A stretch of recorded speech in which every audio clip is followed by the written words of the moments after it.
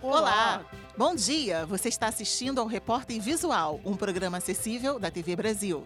E as novidades sobre o nosso programa você também pode acompanhar pelo facebook.com/visual TV Brasil. O Repórter Visual começa agora, o primeiro programa jornalístico da TV brasileira feito em Libras.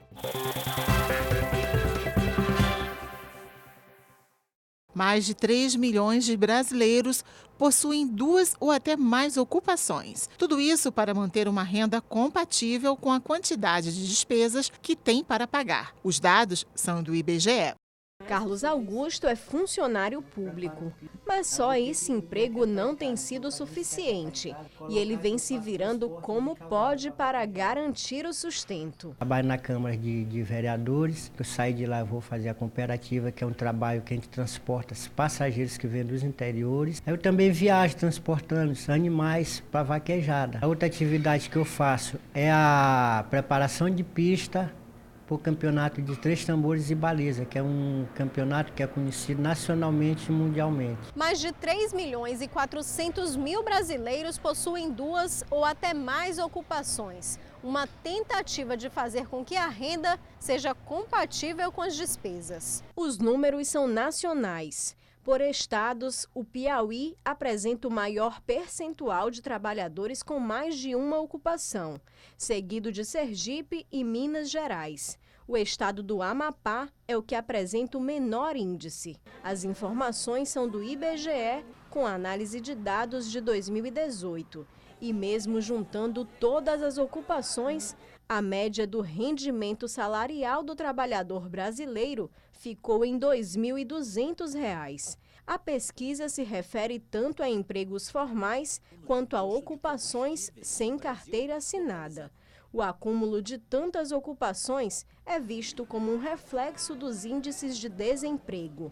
São 13 milhões de pessoas em idade ativa fora do mercado de trabalho, o que obriga o trabalhador a se virar para conseguir renda. A taxa de desemprego 2015-2016 subiu de forma significativa.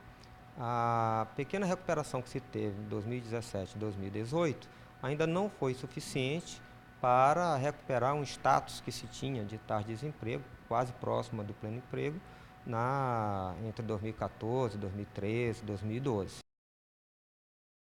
Em São Paulo, uma instalação coloca as pessoas em um mergulho no próprio mundo digital que elas criaram. A experiência diverte e também ajuda a pensar sobre como usamos as redes sociais. Estou aqui entrando na nova exposição do Banco do Brasil, e a TV Brasil está indo comigo nessa. Uma exposição diferente. Dentro de um cubo espelhado, os visitantes assistem a eles mesmos. Nas telas, o que foi postado no Instagram ao longo dos anos. A experiência dura cerca de 1 minuto e meio e impacta bastante. Você vê assim, de uma forma ampla, né, toda a sua vida ali, né, demonstrada numa telona, assim, é muito legal. Os pedaços das legendas que a gente coloca nas fotos, que muitas vezes a gente não lembra dessas legendas, que escreveu aquilo, mas é muito do que a gente é, às vezes. São sites ou aplicativos, mas que essencialmente são alimentados com informações do próprio usuário, né? Então, de certa forma, a gente está construindo a web. Entrar nessa experiência imersiva é divertido, traz boas lembranças, mas também pode fazer repensar o quanto e como a gente usa as redes sociais. Deu uma assustada nisso, que realmente assim, a gente se expondo o tempo inteiro. E é bom dar uma dosada nisso, assim, pra vida. Ali dentro eu vi algumas hashtags que deveriam ter sido censuradas, talvez. O Instagram agora tem uma grande discussão que ele cogita parar de quantificar likes, porque as pessoas estão utilizando isso como uma medida do seu sucesso pessoal e do quanto ela é amada. Hoje isso se reflete dessa maneira, a gente querendo criar uma vida digital que não reflete a nossa vida real. No início, quando a gente começa a usar muito a rede social, a gente acha que tem que ficar postando tudo, comida, isso e aquilo. E hoje eu acho que eu estou postando exatamente o que eu quero postar da minha vida, assim, que eu quero mostrar para as pessoas. Essa experiência você vai postar? Sim, vou postar, sim, com certeza. Muito legal, muito legal.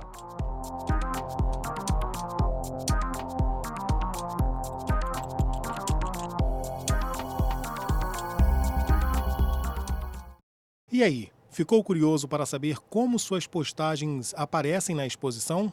Ela fica até o dia 20 de maio no edifício Banco do Brasil, na Avenida Paulista.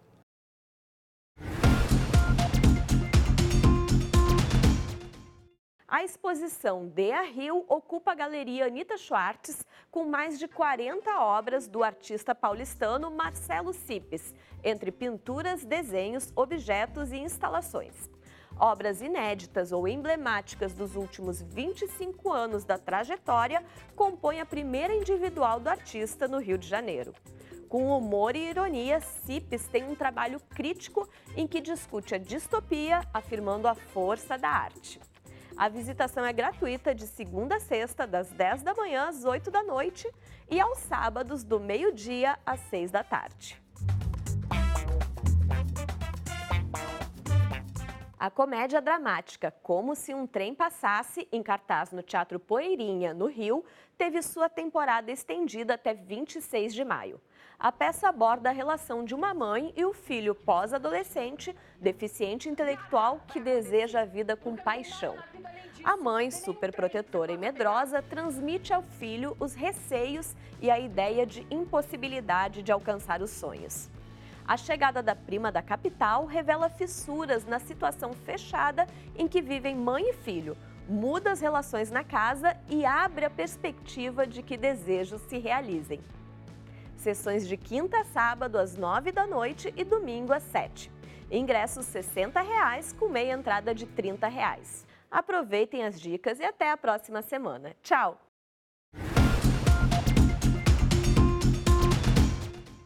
Em Moçambique, aumentou para 38 o número de mortos vítimas do ciclone Kenneth. A população sofre desde quinta-feira passada com chuvas, ventos fortes e inundações. As Nações Unidas liberaram 13 milhões de dólares em fundos de emergência para ajudar principalmente no abastecimento de comida e água. Com o avanço das tempestades e enchentes pelo país, 700 mil pessoas ainda estão em situação de risco. Na terça-feira, a Venezuela teve um dia marcado por crise.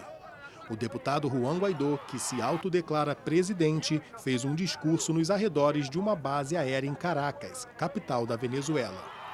Ele disse ter o apoio das Forças Armadas para tirar Nicolás Maduro da presidência e convocou a população para ir às ruas. Guaidó estava ao lado do ex-líder da oposição, Leopoldo López, que foi libertado da prisão domiciliar. O governo Maduro reagiu ao discurso de Guaidó e disse ter os principais comandantes militares ao seu lado. Repressão aos opositores. Emissoras de rádio e TV tiveram transmissões interrompidas. Blindados foram às ruas para conter os manifestantes. Um dos veículos chegou a atropelar um grupo de pessoas. O embaixador da Venezuela na ONU, Samuel Moncada, disse em Nova York que o movimento de oposição foi derrotado e que as ações foram apenas midiáticas. Em Cabul, capital do Afeganistão, chefes tribais, religiosos e políticos se reuniram esta semana para discutir as propostas de paz entre os Estados Unidos e o Talibã, grupo fundamentalista islâmico que controla parte do país. O presidente afegão pretende estabelecer as condições para o fim do conflito, que dura há mais de 17 anos.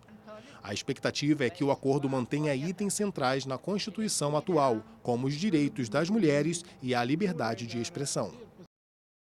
A videoaula não é uma novidade, mas conquista cada vez mais professores na internet.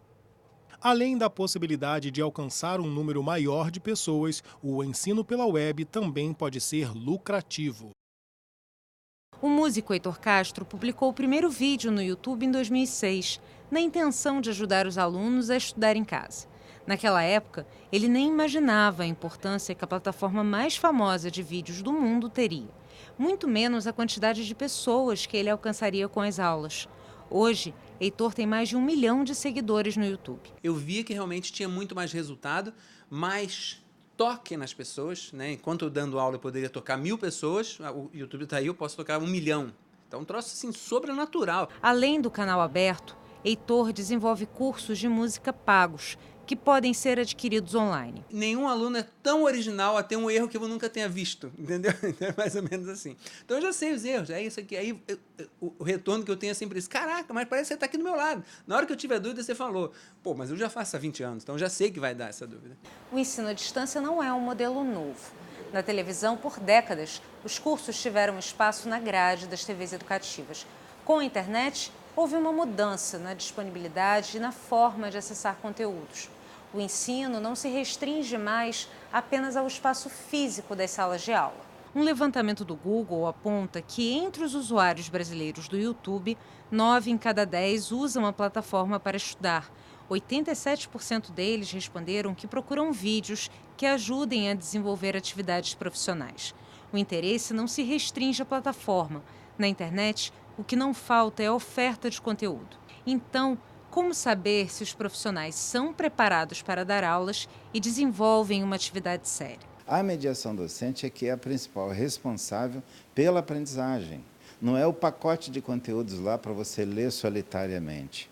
É você encontrar professor, trocar ideias, é encontrar estudantes, construir comunidade de aprendizagem. E o Repórter Visual fica por aqui. Pelo WhatsApp você tem um canal direto de comunicação com a gente. Anota aí o nosso número: 021 974 522 300. Tchau, muito obrigada pela companhia. Bom dia para você, tchau.